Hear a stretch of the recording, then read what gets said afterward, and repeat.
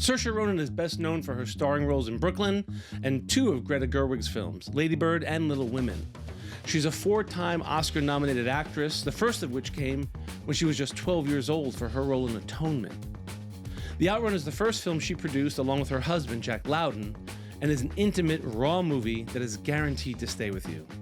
Hi, I'm Mike. I studied film, I work in TV, and I love movies. The Outrun follows Rona, played by Saoirse Ronan, who returns to her home in the Orkney Islands after spending 90 days in a London rehab. She had fallen in with the London party scene while pursuing her master's degree in biology, and we find that her drinking has become a bit of a problem. It's hard at first to get a read on exactly how big of a problem her drinking has become, though.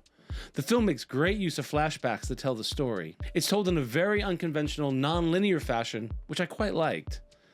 It moves through time quite a bit, but luckily, the filmmakers give us a neat device to follow along.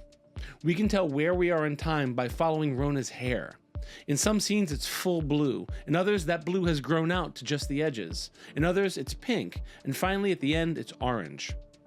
But Rona's hair color is also symbolic of the disease she's battling, moving through her system. When her hair is full blue, she's completely within alcohol's grip. But when it's only at the tips, we are aware that it's in her past, but her only very recent past. At the end, when she switches to a vibrant orange, she has finally put her alcoholism behind her. Using hair dye as a symbol for the ever-evolving nature of alcohol abuse is a stroke of genius, if you ask me. You might be able to mask the disease for a while, but it's always going to be there, just under the surface. The title itself implies she's trying to outrun her disease, trying to outsmart it. Rona moves back home to Orkney to continue her rehab. Orkney is a small archipelago off the northern tip of Scotland. It's mostly farmland.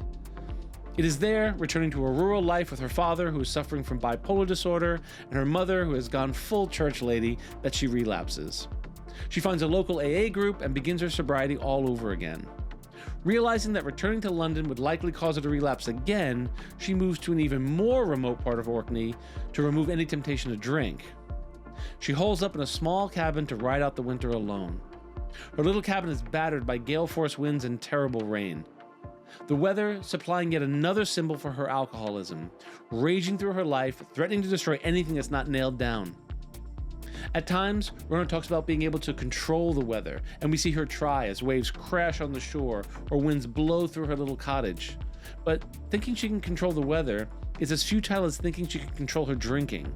They are both uncontrollable forces, and we begin to realize that the best she can do is prepare herself for their arrival. There are other characters in the film who are also trying to outrun their storms.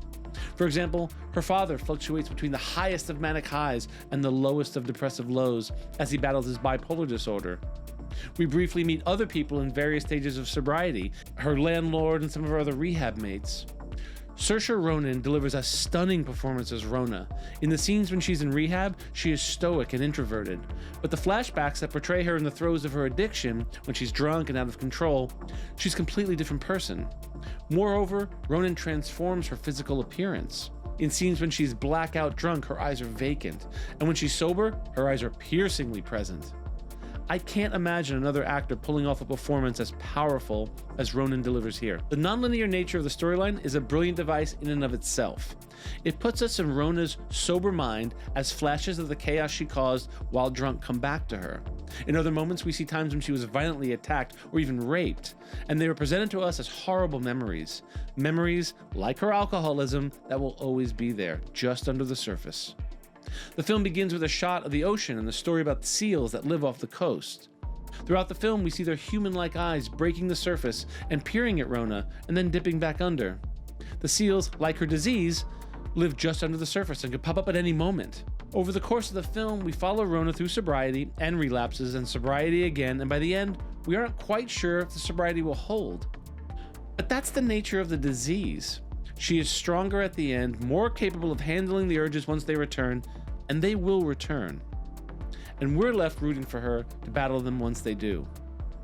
The Outrun is the third film from German director Nora Fingschidt and continues in her series of scarred women. In 2019, she directed System Crasher, about a problematic 9-year-old girl who has fallen through the cracks of German child services. And then in 2021, she directed The Unforgivable, starring Sandra Bullock, who plays a woman who's released from prison trying to reunite with her estranged younger sister. The Outrun has 82% on Rotten Tomatoes, and I cannot recommend it more highly. It is a very good film. It is a far from conventional portrayal of addiction, and Saoirse Ronan is transformative in her portrayal of Rona. While there are a few other characters in the film, her mother and father, Rona's ex-boyfriend, and a few people in rehab, the film centers solely on Rona and her internal struggle with alcoholism. Rona is on screen alone in most of the film, with hardly anyone to play off of. She is left to carry very heavy scenes all by herself. It is a masterclass in understatement. The Outrun was adapted from Scottish journalist Amy Liptrot's 2016 memoir of the same name.